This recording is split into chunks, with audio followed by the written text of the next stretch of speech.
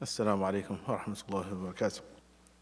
So today we continue with this course related to Islamic virtue ethics.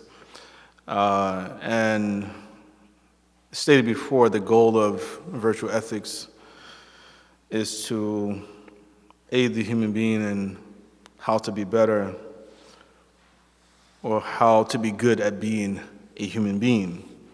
And that in itself assumes that there is a human nature, which we believe in, not only with relationship to the biological and physiological functions of our bodies, or reproductive functions of our bodies. Rather, we believe that with relationship to our behavior, that we have a fundamental nature, as was the case with many of the civilizations in the pre-modern period, that we, as Muslims, we continue to uphold this and believe this, that there is a fundamental human nature.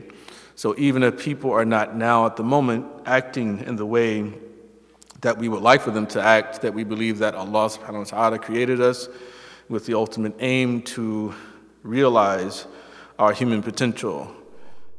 So we grow into that potential, but along the way, we are frustrated by a number of different challenges, a number of obstacles. The obstacle can be the human self or ego, it can be our lust, it can be what we call the Iblis factor or the Satan factor, or the world itself. Things happening in the world which influence our behavior, or they disrupt this natural process of growing into what we can call human perfection. And so if there's a nature, a human nature, it is definitely important for us as people to understand something of that nature. So last week, I highlighted the fact that Imam Hamid al-Ghazali, his view is that human behavior is influenced by or originate from four basic aspects of the human construct. So for instance, he said that there's what we call a bestial trait that the human being has. It has a khisal or khasla bahimiyya, a bestial trait. And the bestial trait is the most fundamental and the primary of all of them, because that particular trait, so of course it's coming from the word beast, or the animalistic trait within the human being, which pertains to the basic appetites that we have. So we get hungry, we seek food. We get thirsty, we seek drink. We have a desire for sexual gratification. We look for a way to gain gratification from it. And so it is the most fundamental of them within the human being. And as we develop the other traits, they emerge. So there's another trait he referred to as khasla sab'iyya, the predatory trait. And so this is the trait which leads an individual to plan and to plot on ways to acquire their needs, those basic needs that we know that we have to begin with, and then later on, the predatory way sort of gives us ideas about ways to acquire those different things. So for instance, the hunter in the person, in the human being, that hunting instinct that we have, the predatory instinct that we have. And then he said there's another trait we call the satanic trait, the khasla shaytaniyya. And this is the trait of deception, deceit, the cheapskate, the cheater, all of those negative characteristics that we have within us as human beings, and all of us have it. And sometimes we utilize them to get things which may benefit us even, but often, we utilize this particular trait or characteristic within ourselves to get things that actually ultimately will bring harm to us. And so we have to understand the dangers of that particular trait. And then finally, he mentioned what is called, or what I would translate as the God trait, the khaslat al-rububiyyah, the God trait, and that is to say that within every human being, especially once we have developed into adults, that all of us eventually want self-actualization. All of us desire to feel a sense of importance. All of us have the desire to be served and to feel at times that we are higher or better than others.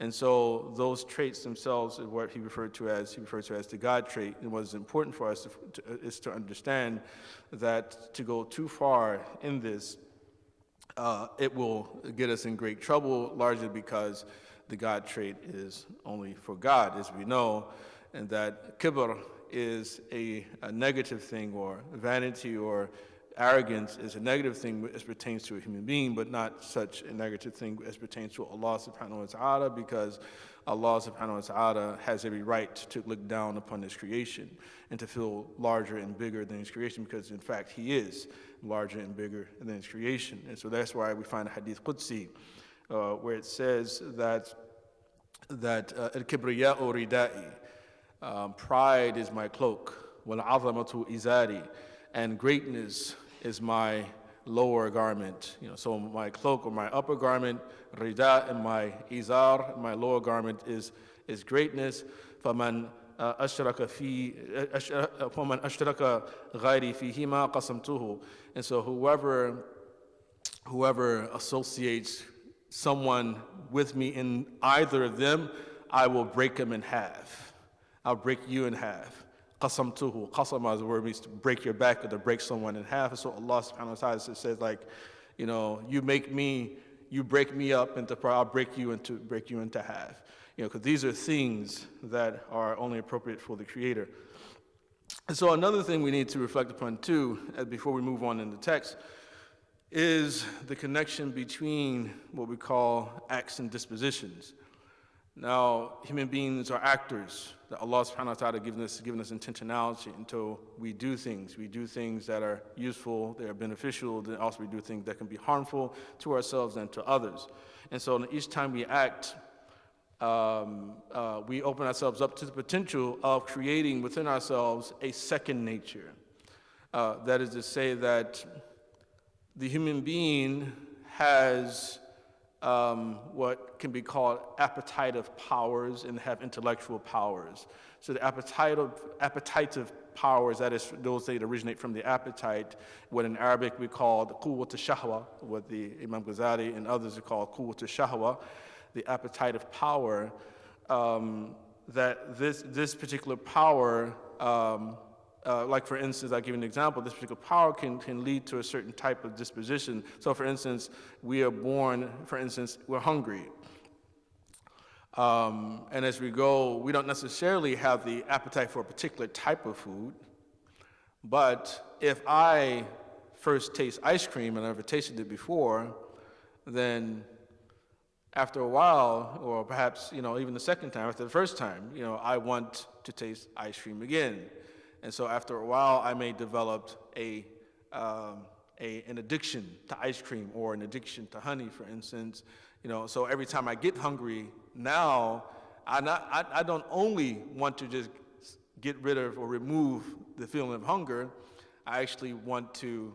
I feel that I can only remove it if I have ice cream, or if I have a cheeseburger, or I have tikka masala, or whatever it may be. You see, that's the only thing that will remove my hunger. Why? Because now I've had a taste of those different things, so it develops into sort of what we call a second nature or disposition. I am now oriented towards a particular type of food. And the same thing can be said about the sexual appetite, that although we do believe that there is, again, a fundamental human nature with regard to the sexual appetite. Now, children don't have that as first, and they grow into a realization that this is an appetite that they have. Once we come closer into teenage years and adulthood, that we develop this appetite, the sexual appetite.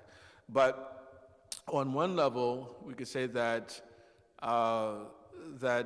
that individuals who choose to pair up with what some would call an undue sex, and they develop a general sort of inclination towards that type of sex, or that particular aspect. And I'm not saying the human being that we're not born, hetero.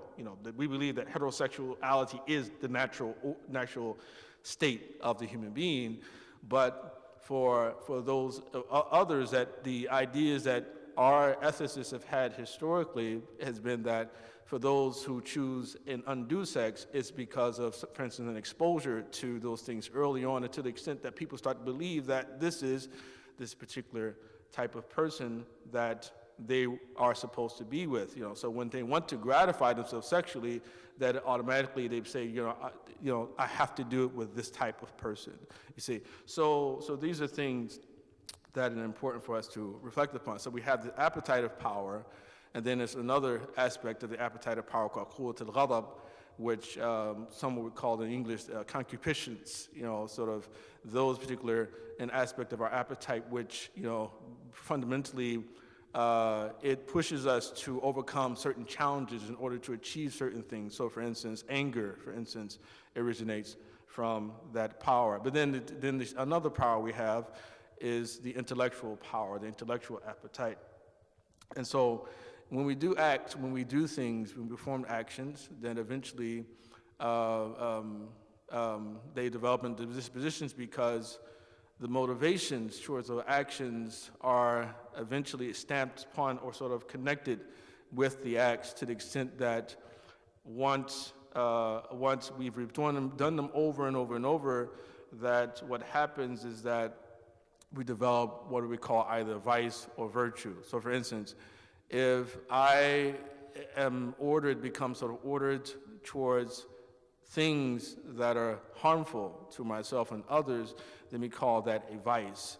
And if I become ordered towards things that are beneficial or good, we call those things a virtue. That's where we get the word, the statement of, this sort of wisdom of patience is a virtue, so not the act itself, but it's a state, maybe temperance is a virtue.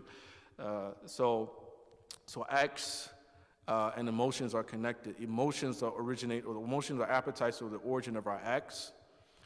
And then once we act on a regular basis, the emotions, they become attached to those actions, to the extent that when that develop into dispositions, or what we call a second nature, and to the extent that then we start to act not based upon the emotions or appetite, but based upon these particular natures that we develop, and we call those natures either vice or virtue. And you can say the same thing about addiction in general. This is a problem with addiction in general, is that when people say, well, why do you use drugs?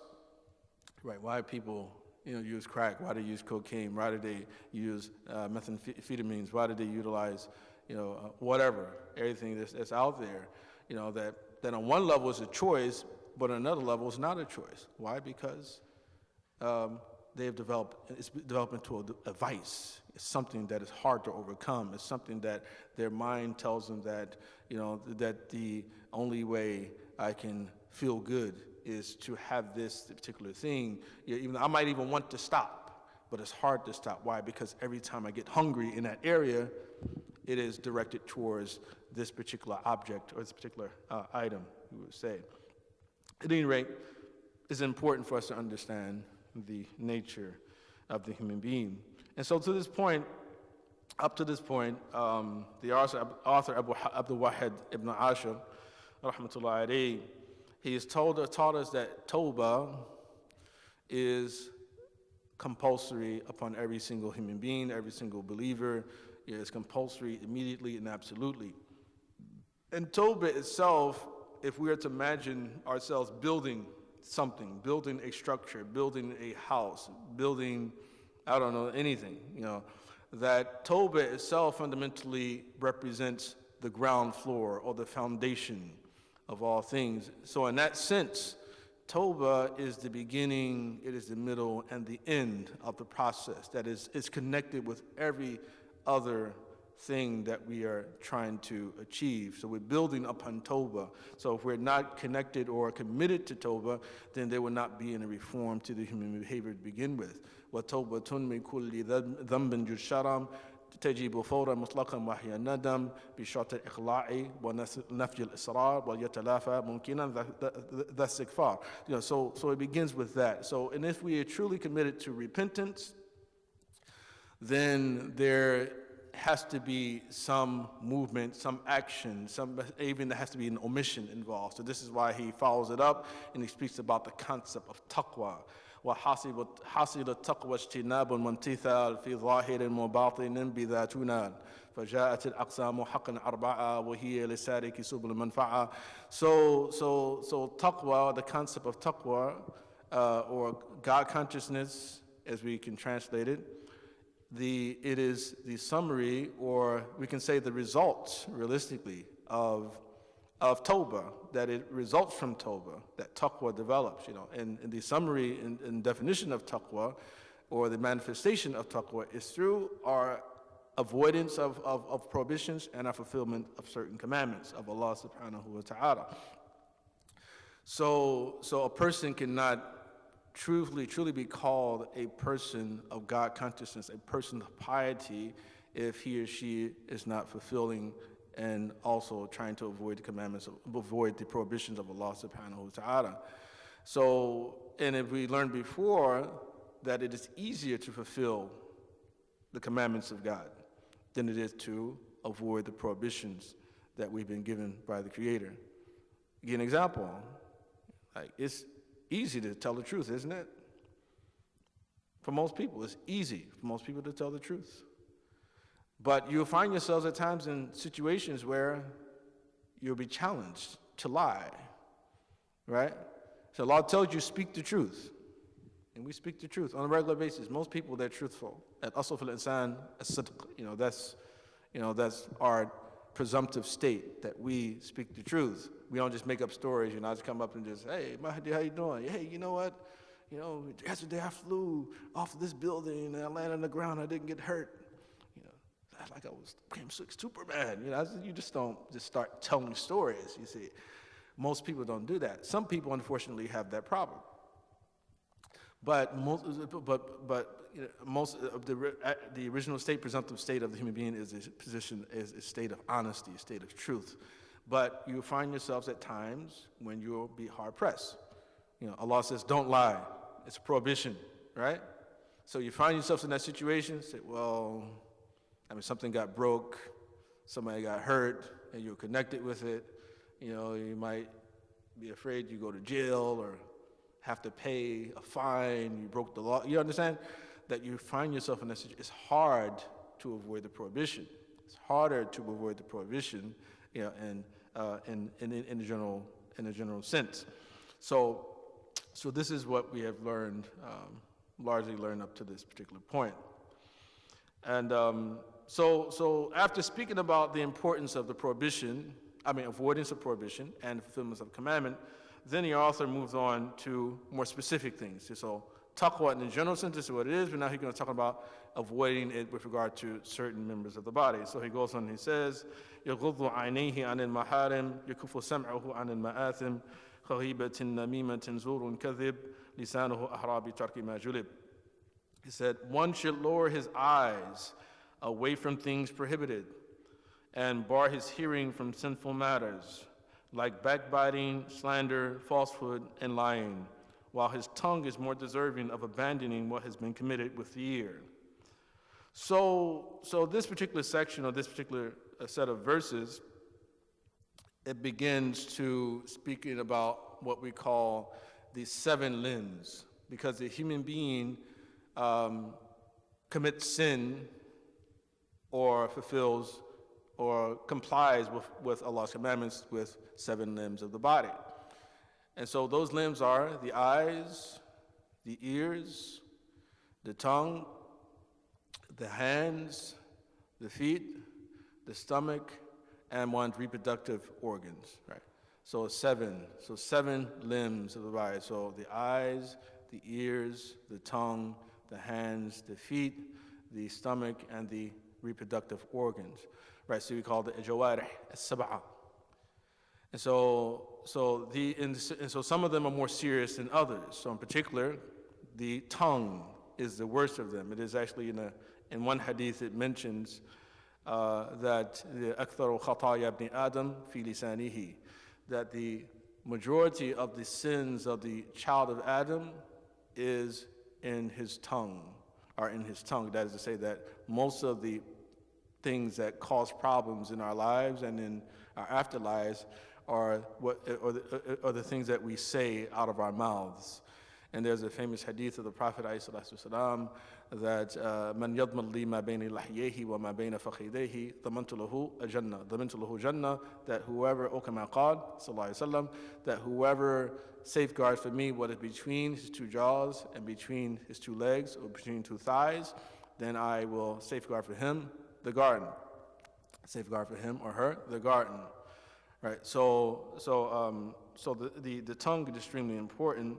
But he begins with the eyes in this verse. يَغُضُّ عَيْنَيْهِ عَنِ الْمَحَارِمِ. That one lower his eyes away from things prohibited. Now it said that the eye is the inroad to the heart. And you can see all of these 7 things as an inroad to the heart. And the heart itself, we can say, is an 8th limb as well. But the way that the scholars looked upon the heart is what we call sort of the command center.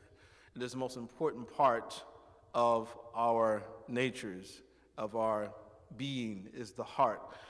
Largely because when the heart is in something, then we call it is the manat al-taklif, the foundation of legal responsibility is the heart. It's what state was my heart in when that happened? Now, I could slip and fall down and kill one of you by accident. Now, Allah subhanahu wa ta'ala won't judge me as a murderer. Why? Because my heart at the time, of course, God forbid that occurred, but my heart at the time when I committed that, when that happened, I didn't really intend to do it. Now, that in itself may not spare me from some type of legal process and some type of litigation, and they might try to punish me for it, even if they say involuntary manslaughter, or out of neglect, I did something and all of a sudden someone was killed. I might go to jail, perhaps, potentially go to jail. But with Allah subhanahu wa ta'ala, Allah will not hold me or resurrect me as a murderer. Why? Because my heart at the time I committed the act, it is not intent. I did not resolve to do that act. And similarly, we could say about good acts, that actually I can have the intention or the resolve to do a good act, but never get the opportunity to do so. Yawm al-Qiyamah, Allah subhanahu wa ta'ala will resurrect me as if I've actually done that act. This is what Islam teaches. As a matter of fact, in Surah Al-Baqarah, Allah subhanahu wa ta'ala, He says towards the end, وَلِلَّهِ مَا فِي السَّمَاوَاتِ وَمَا فِي الْأَرْضِ وَإِن تُبْدُوا مَا فِي أَنفُسِكُمْ أَوْ تُخْفُوهُ يُحَاسِبْكُم بِهِ اللَّهُ. That to Allah belongs all that is in the heavens and all that is on earth. If you conceal, or if you reveal what is within yourselves, or if you conceal it, Allah will call you to account for it. If you reveal it or conceal it, Allah will call you to account for it. Now, this is not talking about getting the urge to do something wrong, and then, because we know the hadith about that. مَنْ هَمَّ بِحَسَنَةٍ فَلَمْ يَعْمَلْهَا. Right? Whoever gets the urge to do a good deed and then doesn't do it, Allah rewards them with one good deed. So having the urge to do a good deed, you get reward for that, right? And then you get the urge to do a bad deed, Allah doesn't hold it against you either. But we're talking about, in this case, that if a person resolves, right, say, I'm going to get up and I'm going to go and I'm going to throw this water on Yusuf. I'm dumping on his head, right? Right? I get up and I try to do it, but I miss him. It was my intention to do so, but Allah subhanahu wa ta'ala records it as if I've done it, right? But also I can have the intention that, when I get this money, right, let's say imagine I'm about to get like $1 million from like some kind of case or something like that. When I get this money, I'm going to give half of it to Zaytuna College, right? But I die before it happens. Allah subhanahu wa ta'ala resurrect me as if I've given it. Right, He's resurrected me as if I've given it, you see. So the heart is the most important of all the different organs of the body. It is the command center. And so all the other organs, the way that they are painted are as soldiers, right? They are the soldiers, the ajnad or junud of the qalb, which is the markaz awamir, or the qalb is the amir, we would say. It is the commander.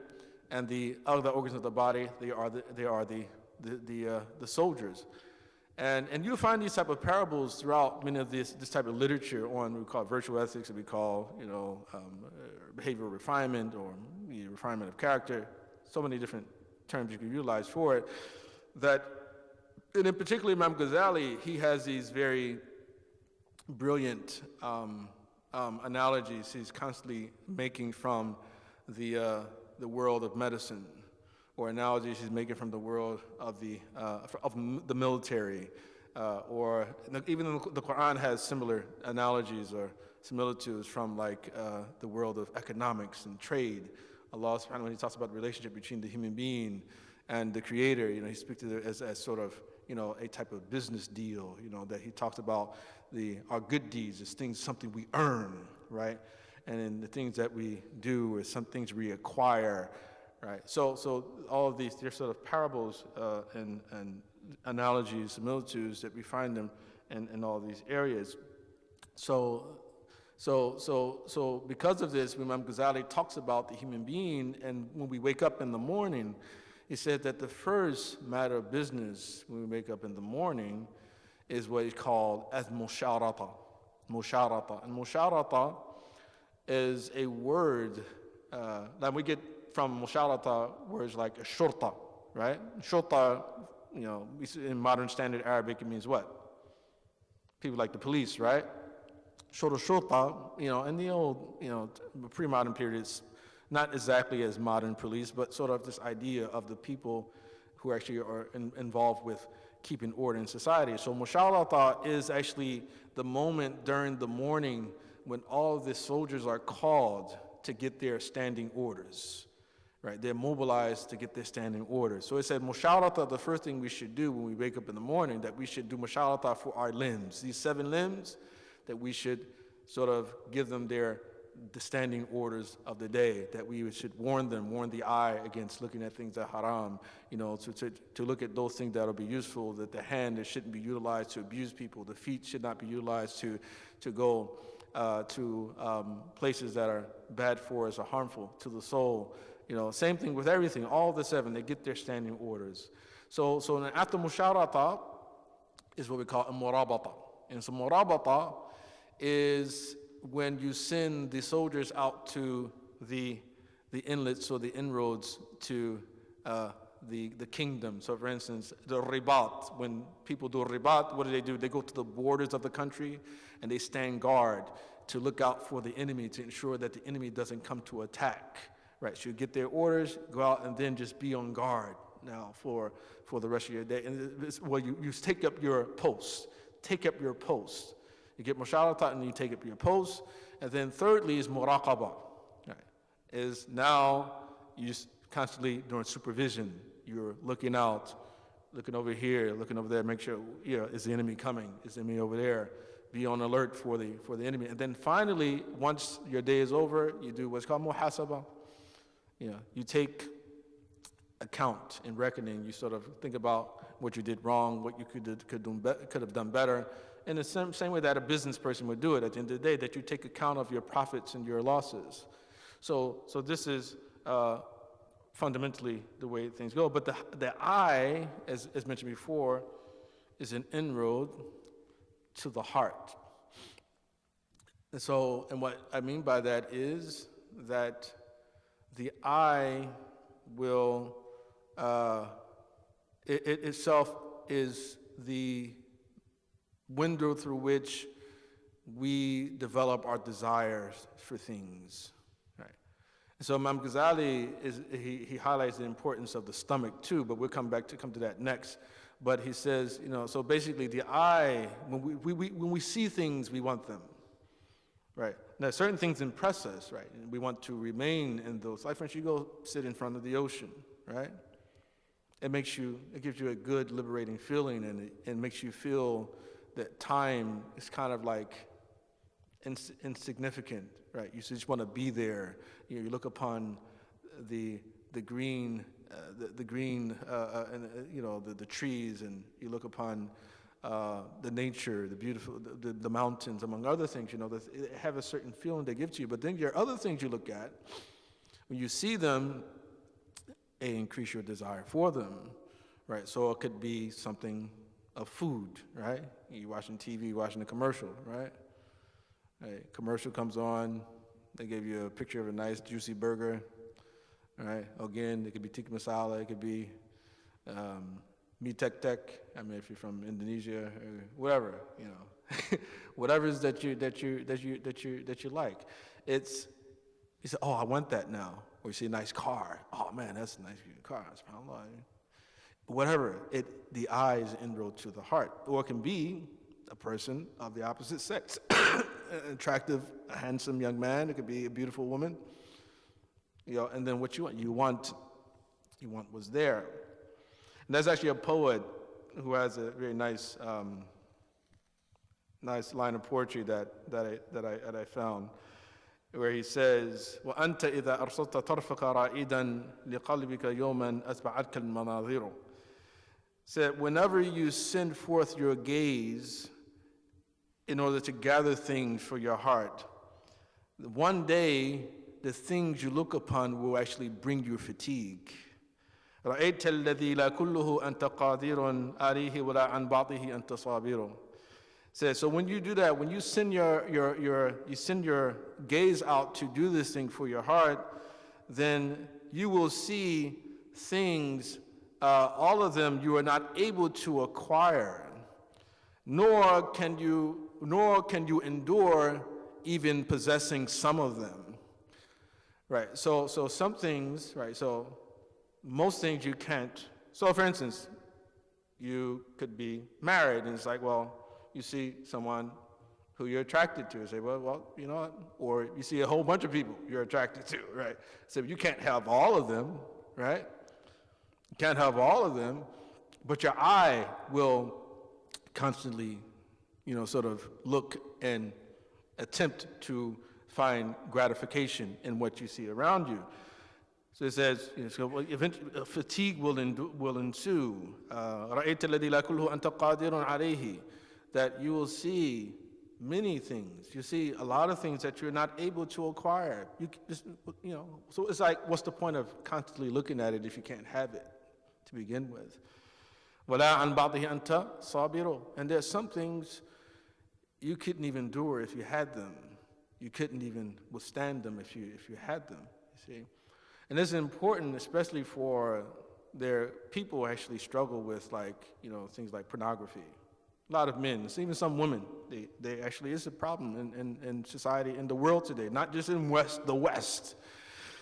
Because in Muslim countries, you see this too. You know, you go to internet cafes, you see these young men, you know, they're sitting there crowded around the computer screen, you know. I mean, of course, things are changing now where they don't necessarily lead to internet cafes anymore, you know, because people get internet in their houses. But back years ago, when I was studying overseas, you know, you really had to go to the internet cafe because most people couldn't afford to have internet in their homes. But things are becoming easier. And so it develops into an addiction as well. And there are studies that show that individuals or people who spend a significant amount of time, you know, like some years, an average about 10 years, let's say, consistently watching pornography. And we know that up to 80% of the people who use the internet utilize it for that. They said that people would spend an average of 10 years utilizing pornography. It led to one of three basic defects, you know, in their bodies, or one or more of these three. You know, so one of them was that, for instance, the individual developed the inability to reach climax during sexual intercourse. For some people, it led to impotence, inability to become aroused. All right. Those are two things. There's a third thing. For somebody that's not coming to me right now, but there are just some of these problems that develop from it. You see, because there's hyper sort of stimulation. It leads to this problem. These problems that people have. And so that's like recently there's this talk about there's a woman's Viagra. SubhanAllah. It's like, it's just really crazy. It's like, you know, but that's the state that we're living in right now.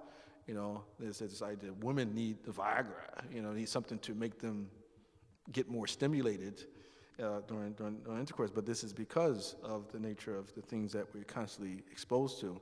And I will say that America still is, well, put it like this, based upon my lack of viewing of normal programming, if I were to judge on the basis of that it would still seem to me that America is still a little bit better off than Europe when it comes to this issue, because you go to certain European countries and I remember going certain places and walking into a telephone booth and pictures of pornographic pictures right there as soon as you get into the booth, or you walk into the store, the first thing you see are pornographic magazines. So America still hasn't reached that point, but our societies are very much hypersexified, and even our discussions of rights nowadays, related to matters of sexual rights, has become somewhat of a major issue. So يغض عينيه عن المحارم, one should lower one's eyes from things that are prohibited.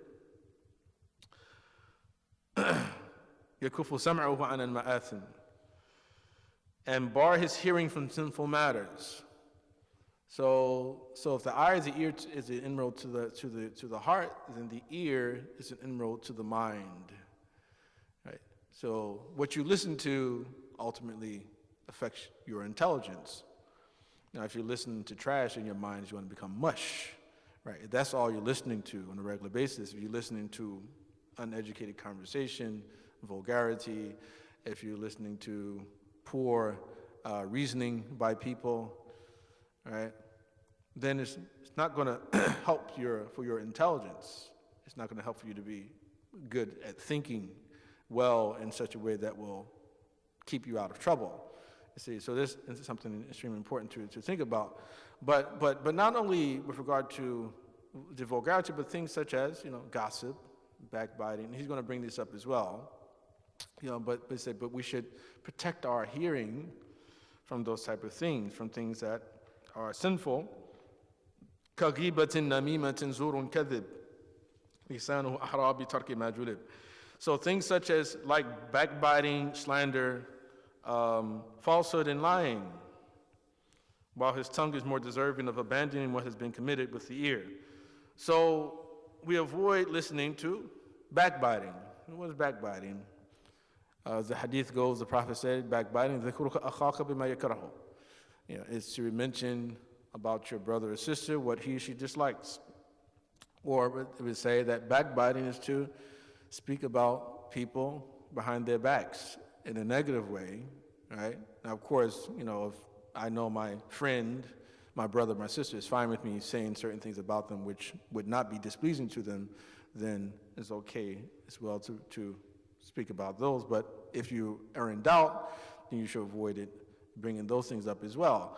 But to say things that are negative about them behind their backs. And so ghiba, the backbiting, has been compared to a form of cannibalism. Backbiting is a type of cannibalism, So this is why in the Quran it says in Surah Al-Hujurat, أَيُحِبُّ أَحَدُكُمْ أَن يَأْكُلَ لَحْمَ أَخِيهِ مَيْتًا فَكَرِهْتُمُوهُ. Would one of you like to eat the flesh of his dead brother, or eat his brother while being dead? فَكَرِهْتُمُوهُ. You would abhor it, right? So most people are not cannibals, right? We don't like to eat people. People don't like to eat people, or people who eat people, they do so out of necessity. Or, of course, we know there's certain cultures, but extreme minority cultures who have this particular custom of eating human beings. So if you are okay with eating human beings, then by all means, go right ahead, and backbite your brothers and sisters, But is extremely, extremely harmful. The effect that backbiting has on a person could even be more harmful. There's actually a hadith, even though there's some weakness in it, it talks about how it's worse than multiple acts of fornication. Why? Because when a person fornicates, usually it's something done in secret, right? And so only those two people know about what occurred. But backbiting, many people find out about it, and the harm that it causes in society and the rupture of relationships and all the sort of alienation that it creates, right? The distrust that it produces in society is extremely severe. It's not to say that zina is not as bad as backbiting. No, zina is worse, as we know. There's actually a had, an actual prescribed penalty for adultery and for fornication, but not one for ghiba. But it's just to understand that what we do with our tongues. Remember the hadith, أكثر خطايا ابن آدم في لسانه, most of the sons of the the son of Adam or child of Adam is in his tongue. But here he's not even talking about you being the person to do it. It's talking about actually listening to it. وَإِذَا مَرُّوا بِاللَّغْوِ مَرُّوا كِرَامًا. And so the believers, people, when they pass by vain talk, or empty talk or useless talk, they walk by and pass by honorably, as the Quran says. That is the description of the believer. So it's extremely important to avoid listening to ghiba, and then also namima, and then slander. And so slander is defined as the conveyance of information ala wajh al-ifsad, with the intention of causing corruption. So like gossiping, sending, you hear about what happened to so-and-so? Yeah. Or just simply making up things about other people, as we know. So lying on people and spreading words about them, spreading rumors about them, about their so it's something that touches the honor and the dignity of people, especially, and it's even more severe if it's about a woman. And so that's what Islam teaches, is that to say something that impinges or affects the honor of a woman is even worse than one saying something about a man, because of all the great sort of detriments that result from it, compared to what might occur with a man. وَغِيبَةٍ كَغِيبَةٍ نَمِيمَةٍ زُورٌ كَذِبٌ. And then the third thing is falsehood or bearing false testimony. Once the Prophet ﷺ came to the Sahaba and he said to them, أَلَا أُخْبِرُكُمْ بِأَكْبَرِ الْكَبَائِرِ, said,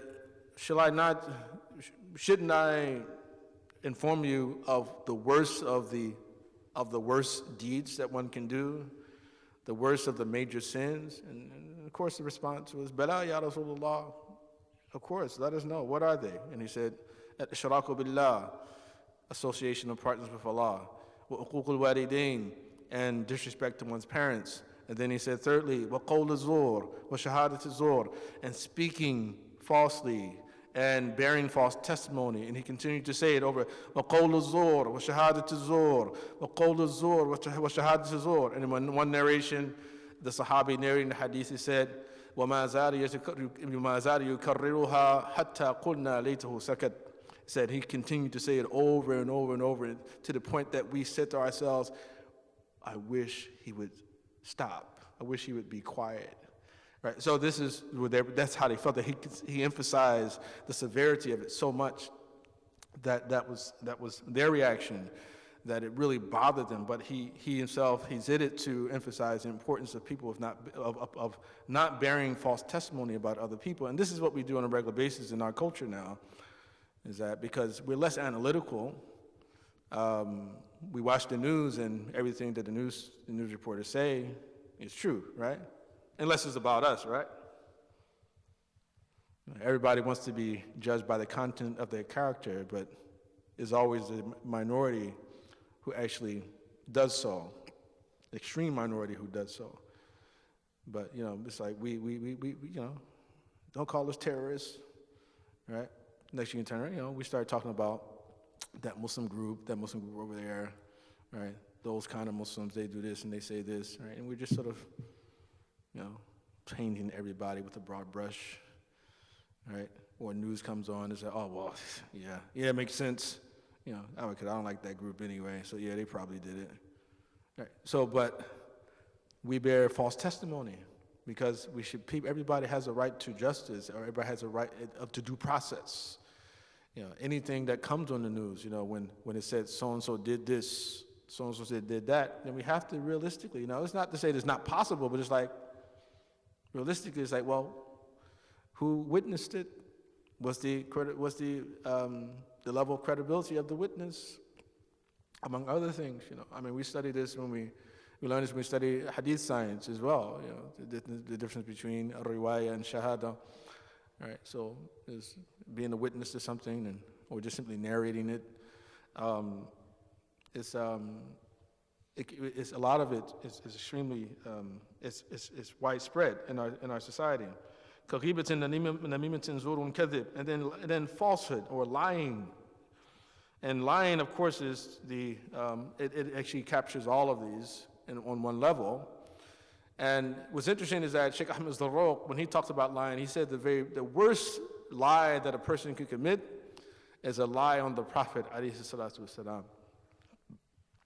That's the worst thing that one can do. And the reason why he started off with that, of course on Allah and the Prophet ﷺ, but he started with that because there actually was a faction of people, of Muslims in the early period who actually used to fabricate hadith about the Prophet ﷺ, making the claim that they're doing it in support of the Prophet to improve his image, right? So they said, so when they were confronted and told that there's a hadith where the Prophet said, whoever lies upon me intentionally, then let him take up his place in the fire. They said, we are not lying on him, we are lying for him, right? So he goes on to say, well, no, that in itself, it causes so much corruption to what the real deen is and what is not. You start saying the Prophet said some things and things he didn't say. So it's important for us to, one, not lie on the Prophet, but then second of all, if we know that a hadith is a fabricated hadith, for instance, he actually goes on to say this, if we know something that is a fabricated hadith, even if it may contain something that's nice that we like in terms of its wisdom, that we cannot say that the Prophet ﷺ said it. So if you know it, and so if you mention the hadith and you don't clarify that it's fabricated, then you are guilty of lying on the Prophet ﷺ. And so for the same reason, and when it comes to weak hadith, and we're not even talking about fabricated or things that are made up, we're talking about hadith that are weak, that when it comes to those hadiths, the ulama also took a similar position, that they would say that if you find a weak hadith and you know the hadith is weak, then you cannot say, قال رسول الله صلى الله عليه وسلم وفعل رسول الله صلى الله عليه وسلم, the Prophet said, the Prophet did. So you cannot say it. Right? Rather you say, روي عن النبي أو نسب إليه أو ذكر أن رسول الله وقيل أن النبي صلى الله عليه وسلم قال كذا. That you say that it was attributed to him, it was related about him. That you utilize what is called sigat tamrid, the wording indicative of weakness. Because scholars themselves understand this. That when they use that type of wording, and the masses don't know. When they read books. But the scholars, they do know that when it is phrased that way, introduced that way, that there's likely some weakness in the chain of the hadith, and so we don't want to say that the Prophet said or did something if we're not 100% certain, or at least nearly certain. So a weak hadith does not give us near certainty that the Prophet said it. If anything, it does the opposite. It gives us near certainty that the Prophet did not say it. So it's better to avoid that too. And then he goes on, he talks about the same thing with scholars, that we do not attribute things to scholars, even if the judgments that we may have about these issues, even if those judgments are sound judgments, but we should not attribute them to scholars. And he continues, we should not lie upon people, make up things about people so that we can take their wealth in court and things like that. And so there's so many different ways that this goes. It goes, so just a general culture of dishonesty. And the Prophet was all against dishonesty. And so up to this point, Ibn Ashur actually is talking about not listening to these different things. He's not talking about saying it, he's talking about not listening. But of course, lisanuhu ahra bi tarki ma julib. So I said, of course, the tongue is, more deserving of not indulging in those things either, right? So he's also talking about the tongue, but he begins talking about not listening to them. That is, of course, if we know them. So as to be more critical, be scrutinized a bit more. And then lastly, before I move on, I just wanted to mention that that there's more than one narration of this hadith, and it's not the strongest of hadith, but scholars have said that this particular hadith is the meaning that it conveys is actually a true meaning. And so, for instance, it said that one occasion a companion came to the Prophet ﷺ and asked the Prophet ﷺ, he said, Ya Rasulullah, ayukuna mu'minu jabanan. He said, O Messenger of Allah, can a believer be a coward? Not that it's permissible to be a coward, but is it possible to find a believer who is a coward, right, at the same time? You're a believer, but a coward. And the Prophet said, yes, that exists. So then he goes on and said, ayakuna mu'minu bakhilan? He said, what about a miser? What about, do we find a believer, a person's believer, but at the same time stingy? And he said, na'am. And then finally, he said, ayakunu al-mu'minu kadhaban? He said, what about a believer who's a liar? Is it possible? And he said, qala la. He said, no. Believer is not a liar. If you're a liar, you're not a believer. Or at least we'll say that you are acting like a non-believer if you lie, right? And that is one of the characteristics of the munafiqeen. And what's interesting about the munafiqeen, when we find it mentioned in the Quran, that when we compare the description of the believers and their relationship with one another, and the non-believers and their relationship with one another, and then the munafiqeen and their relationship with one another, we find that when Allah talks about believers, He said the believers are awliya ba'duhum min ba'd. The mu'minun ba'dhum awliya ba'd. That believers, mu'minun wa mu'minat ba'dhum awliya ba'd. That believers, male and female, are allies and friends to one another. And then we say waladina kafaru ba'dhum awliya ba'd. And those who reject faith, they are allies and friends to one another. But when He talked about munafiqeen, He said, al-munafiqun wal-munafiqatu ba'duhum min ba'd. Said the hypocrites, male and female, some of them are from others. He didn't say that some of them are friends of one another. He said some of them are from others. Right? So the hypocrites have no allies. The believers have allies. The unbelievers have allies, but the hypocrites have no allies. Right? And so if lying is your normal state, then you are closer to being in the category of the hypocrites than in the category of so he's even worse than a normal person who rejects faith. A hypocrite is worse than a non-believer. And this is why the Quran talks about the people are in the worst, the deepest depths of the hellfire. And so then he says, and we'll end with these verses, يَحْفَظُ بَطْنَهُ مِنَ الْحَرَامِ يَسْلُكُ مَا شُبِّهَ بِاحْتِمَامِ يَحْفَظُ فَرْجَهُ وَيَتَّقِ الشَّهِيدِ فِي الْبَطْنِ وَالسَّعْيَ لِمَمْنُوعٍ يُرِيدٍ. So one should guard his stomach, from the forbidden, and abandon what produces doubt with true concern. One should guard his private parts and beware of the one who is ever present in every serious undertaking and in striving for any prohibited matter one covets. Right, so first one should guard his stomach from the forbidden. Right, so of course, talking about you devouring unlawful wealth. Right, so if the wealth belongs to someone else, if it's been usurped from them, if it's stolen, right, naturally it is unlawful for us to devour that wealth. But it's also talking about devouring things or eating things that are unlawful. So as we know, the Quran gives a list of different types of animals which are unlawful for us to eat. That in certain type of animals which may be lawful for us to eat, but they're unlawful to eat if they're not slaughtered in the right way. We find that as well, also mentioned in the Quran. So guard one's stomach from the forbidden. And so Ghazali says that the stomach is the source of all the other vices. The stomach is the source of all the other vices. That when you don't have control of your diet, have control of what you ingest or digest, or consume, I guess you would say is a better way to put it, then it becomes even more difficult for you to gain mastery over anything else. So if you have mastery of your stomach, it's easier for you to have mastery over other things. So it says your stomach itself, a full stomach leads to, or it agitates one's desire for food and for sex. Right? So I mean not desire for food, but it agitates one's desire for sex. Right? And so it's about gratification. I get hungry, I want food. Thirsty, I want drink. Yeah, but once I have it, And if I'm an adult, then I'll also may be led to have desire to be intimate with someone. Yeah, and so then once I gratify those different things, then my next thought is, well, how can I do that again? How can I do that again? And at that point, I realized that, I need wealth in order to get that.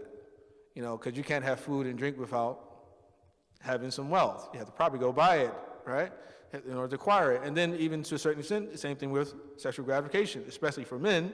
Is that, well, you need to have the means to take care of family or whatever. So it's like, okay, well, or, if you're not a Muslim, then people do other things. They don't do the family thing. You know what they do. But it leads to that. And then once I have it again, then it's like, well, how else can I get it? Is there an easier way for me to acquire these different things? And at that point, I realized that better than wealth is status.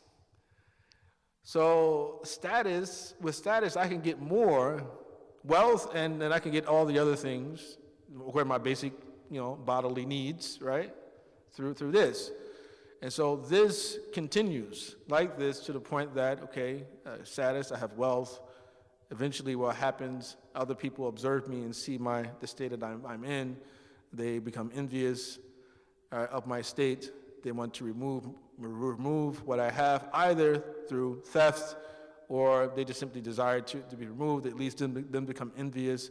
Some people want to destroy my property, maybe perhaps even kill me, so whatever. So, but he says that, but all of that goes back to the stomach. All of that originates from the stomach. So if we are able to control our stomachs, then we control the other things better. And that's one of the messages of Ramadan that I constantly repeat to people, is that one of the basic messages of Ramadan is that if you can give up those things that your body needs, then you can give up your things that your body and your soul does not need, right? So you need drink and you need food. You even need sexual gratification, right? But basically, you abandon those things you need, which are typically halal. These things are halal outside of the day of Ramadan, right? So you gave that up. So you can give up lying. You can also give up stealing. You can give up backbiting. You can give up smoking. You can give up whatever it may be. Because you've given up the things that's most difficult, the most significant appetites that you have, the most base appetites and significant appetites you have, so you can give it up. So you protect and guard your stomach from the forbidden and abandon what produces doubt with true concern.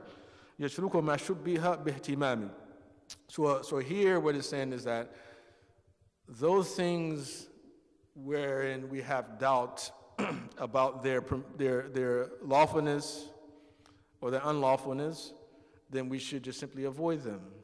That we simply avoid those things. So for instance, points over which scholars disagree. We're not totally certain. We're not swayed either way, or we might be swayed a little bit, but we fully don't understand the reason for the disagreement. And so one scholar is saying it's lawful, the other one saying it's unlawful. Right? So that sort of, for us, places us in the category of something doubtful. Right? It's better to take the position that says unlawful, right? Out of fear that you commit something offensive against Allah subhanahu wa ta'ala. So of course, until you know exactly what the ruling may be, or at least you feel a certain degree of certainty about the permissibility of one of the given opinions. So one should guard his private parts and beware of the one who is ever present in every serious undertaking and in striving for any prohibited matter one covets. And then finally, even though I said, we'll stop there. I'll keep to my promise, to pause there at that particular point. So again, in summary, we have 7 limbs of the body with which we do good or do evil. And when we do good or evil with those things on a repeated basis, eventually we develop a particular disposition connected with those particular things. And so if it's a disposition that causes us to actually have the desire to do those things over and over, even when we don't have the opportunity and those things happen to be harmful, we call it vice. If we find it ourselves, we have desire to do those things that are good and they're useful and beneficial, then we call those things a virtue. We want to be people of virtue. So we just call it the virtual ethics. We don't want to just people who just do good. We want to be people who want to do good even when we don't have the opportunities to do so. Because when we want to do good, when we don't have the opportunity to do so, Allah subhanahu wa ta'ala rewards us, right? Even when we're not doing those things. That's a better state to be in than for us to constantly be waiting for that one sort of moment where I feel like I want to do something good, right? And I only get rewarded for that particular moment. Rather, we want to get rewarded for each additional moment. And then lastly, what I'll say is that when we think about the number of the gates of hell, and actually the Quran tells us that the number of gates of hell are 7. But the gates of Jannah are how many? They're 8. So Allah reminds us that the doors to mercy are still, they still outnumber the doors to misery. And so we have a lot to be grateful for, and Allah subhanahu wa ta'ala continues to give us opportunity, and hopefully that Allah subhanahu wa ta'ala will make us into virtuous people as we continue to strive to please Him, inshaAllah. Wa sallallahu ala Sayyidina Muhammad wa alihi wa sahbihi wa sallam. So if there are any questions and comments, then we open up the floor for that. And I don't know how much time we have. How much time we have, Aida? Well, so I just repeat the question. So the question was that with relationship to backbiting, say if an individual is a public figure and people are speaking about that individual publicly related to something they said with which they disagree, is that considered to be backbiting, or is it considered to be sinful? No, it would not be considered to be sinful because you're just simply disagreeing about an issue that you didn't agree with. And that is not considered backbiting. It's only considered backbiting if you take it beyond just simply your disagreement with the individual. We have the right to disagree, and especially if we know that other qualified individuals have a sound sort of or argument or reasoning that actually is the basis of that disagreement, or if you yourself have one. So that in itself would not be considered to be backbiting. It would only be if you start calling names, among other things, then that would become a problem.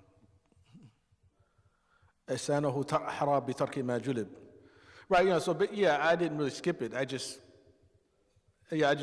give it a quick gloss, that's all. Because everything I said about hearing, the things we should avoid listening to things that are sinful, and it goes on to say, and the tongue is more deserving of abandoning, what the ear is to avoid. So as to say, if you shouldn't listen to backbiting, you shouldn't listen to false testimony or lying, then you also should not backbite. You also should not slander. You also should not bear false testimony. So I just sort of just went through it quickly, So, but we know that the tongue is the most dangerous of all of the extremities, and it can be the source of our salvation or damnation. And look at that as well. It's something you can say. You can do a whole lot of good, but you say one thing and before you die, and that's it. And you can do a lot of evil, and you can say one thing before you die, and you have everything, right? The tongue, هَيْ يَكُبُّ النَّاسَ فِي النَّارِ عَلَىٰ مَنَاخِرِهِمْ إِلَّا حَصَائِدُ أَلْسِنَتِهِمْ. Is there anything that throws people prostrate on their noses into the fire, anything more than the harvest of their tongues? The Prophet ﷺ told Mu'adh ibn Jabal in the Hadith, and so the tongue is extremely important. As a matter of fact, there's a companion who once asked the Prophet ﷺ, Ya Rasulullah, man najat? He said, what is salvation? And so he said, Amsik alayka hadha. He said, salvation is you restrain this from yourself. Protect yourself from this. That's salvation. Protect yourself from this tongue. So the tongue is extremely dangerous. And the tongue, there are many different types of tongue. It doesn't necessarily even have to be the tongue, of the physical tongue. That imagery itself. Negative imagery in the news, for instance. That's a form of tongue. It's speaking. People are speaking, especially if you're taking the definition of the linguist with regard to what speech is. The linguist, you don't even have to hear a sound in order for it to be considered speech. So again, Yusuf Masood is nodding his head. Yeah, he's speaking, right? He's nodding his head. So when you look at the imagery on the news, negative imagery about Muslims, negative imagery about blacks, negative imagery about Latinos, or whatever, it's a tongue speaking. It's a form of rhetoric. People are utilizing the liberal arts to the detriment of some people and to the benefit of themselves. It's politics. The best politicians are people who master the liberal arts. All right. Some of them have been. Most of them have been those who have mastered logic, rhetoric, and grammar. So, and it's just imagery. Images are some symbols. Even words are symbols. Letters are symbols. They attempt to capture the reality of things when, in fact, they don't really capture the complete reality of things. Just a way to approximate their essences to other people. Anything else? You guys have fatigue? Yes, sir. Right. Well, with the first question with regard to satirical shows that, sort of they make fun of, like say, political figures, among other things, and the ruling of that. Imam Ghazali, he talks about some of we call the maharam lisan, the different prohibitions of the tongue. He mentioned that 5 chief things that are important to be very careful about. And one of them he mentions was called muzah, which is, I wouldn't call it, I'm trying to think of a good word in English to translate it as, but some call it horseplay, but it's more like for instance, you're taking jabs at one another and things like that. It's like perhaps it's a joking around, playing the dozens, right? Your mama jokes, whatever. So muzah, when people are just picking on other people, just making jokes about other people, and it's something for us to be very careful about, because it can become extremely hurtful, and you never know when some individual may not be in the mood for it as well, and can lead to the rupture of relationships. And I think that satire, of course, in our society and our culture has its place, and people are accustomed to it. You see, and public figures are open targets to those type of things. It becomes just part of our culture.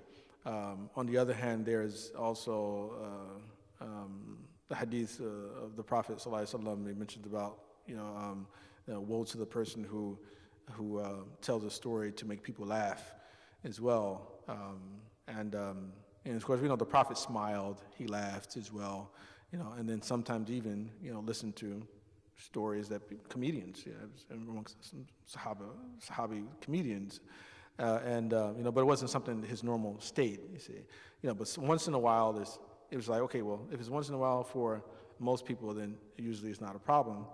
But like on a regular basis, it could definitely become something problematic. With regard to the second issue about, let's say, what was it? You said something about you just being serious and not being approachable because some people, they're just seem to be somewhat uptight, right? Why don't you rephrase it again? How would you express that again?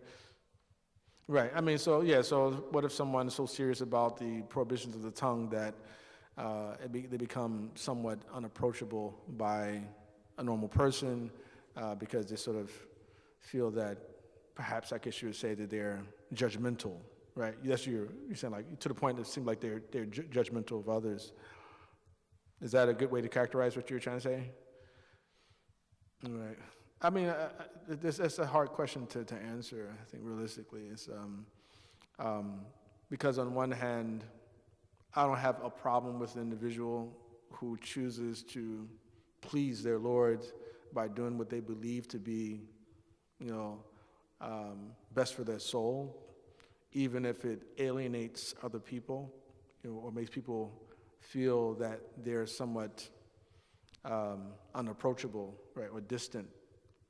On the other hand, of course, Allah created us to be together, to be sociable, among other things, and so it's hard to really say what's right or wrong in that situation, because I can see merits on both sides. I think that mixing with people become somewhat dangerous as well. Yes, is that enough? Yeah, okay, go ahead, Aida. I'm sorry. Mm-hmm. So there's 2 questions online. If you could answer briefly and then wrap up the class. Okay, so the first question was, is one allowed to talk about his or her sins? And the second, how does one mobilize good intentions into actions? Right. The first, how is one allowed to talk about one's sins? Scholars say that usually a learned person who's actually teaching others, if he or she speaks about their sins or even speaks about the good works that they do with the aim of teaching a lesson, not with the aim of expressing any type of gratification or happiness with what they've done wrong, or even any sort of pleasure about the good that they've done, then it shouldn't be a problem. But outside of that, it's not really good to speak about one's sins, especially if it doesn't seem like an individual has a remorse about it. Now, if it's different, if a person has expressing remorse and they're perhaps seeking some aid. I have an example. I was with a man yesterday, and I asked him if he had been to Hajj before. He had asked me where I had been. I told him I went to Hajj, and I asked him if he had been before, and he said no, he hadn't been on Hajj. But then he followed it up by saying, well, I have to start praying 5 times a day first. Now I didn't know that he didn't pray 5 times a day. Now, of course, I'm not going to judge him, but I just told him, I said, alhamdulillah, he said I might do 1 a day. I said, alhamdulillah, that's good, at least one. Try to, inshallah, Allah give you strength to do the rest of it. But the wrong person hearing that I don't pray 5 times a day, you understand? Just imagine what might occur.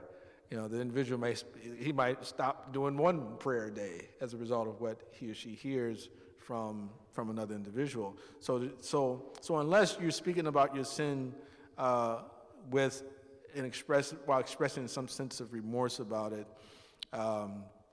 and I guess you would say you're doing it with the aim of sort of seeking help and how to overcome your sin and achieve forgiveness, then that's not a problem.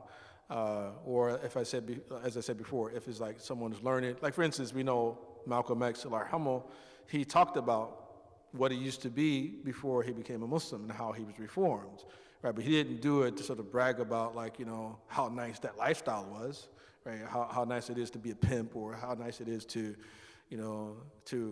prostitute women and among other things, and to sell drugs or whatever, and to gamble. That it wasn't for that. It was basically to show, this is where I came from, and this is what Islam did to me. You see, I was a bad guy, and Islam made me into this good person I am right now, you see. So just understand the difference between the two. The other question was related to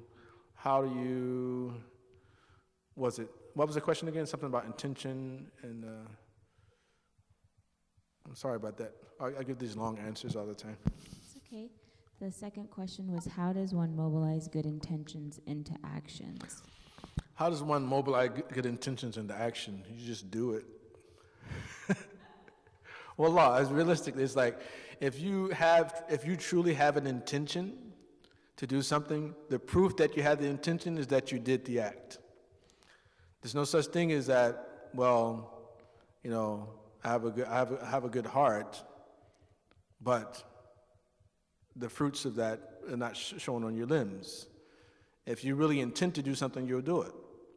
As the hadith of the Prophet talks about, is that إن في الجسد مضغة إذا صلحت صلح الجسد كله وإذا فسدت فسد الجسد كله.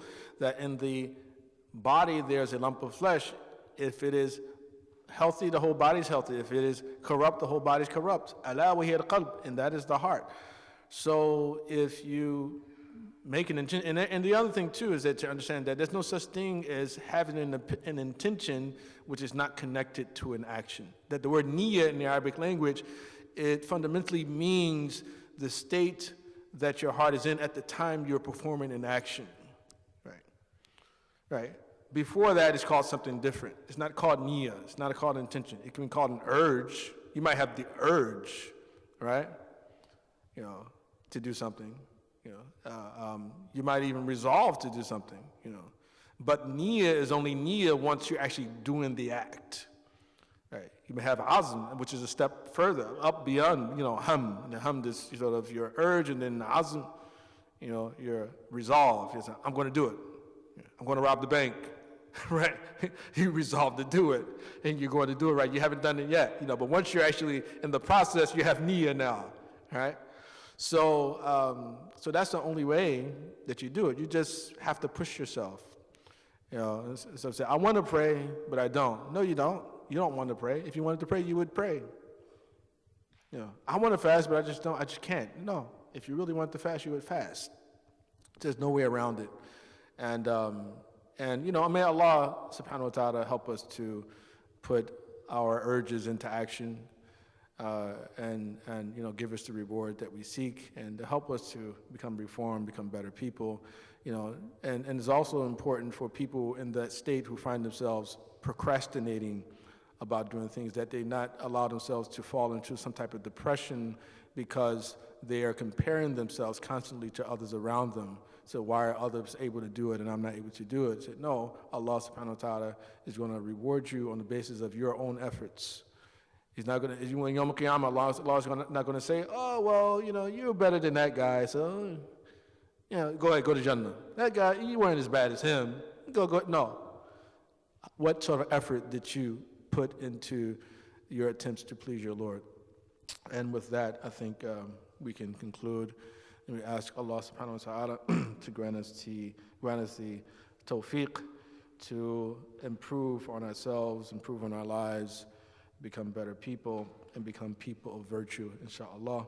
وسبحانك اللهم وبحمدك أشهد أن لا إله إلا أنت أستغفرك وأتوب إليك والعصر إن الإنسان لفي خسر إلا الذين آمنوا وعملوا الصالحات وتواصوا بالحق وتواصوا بالصبر وسبحان ربك رب العزة عما يصفون وسلام على المرسلين والحمد لله رب العالمين آمين.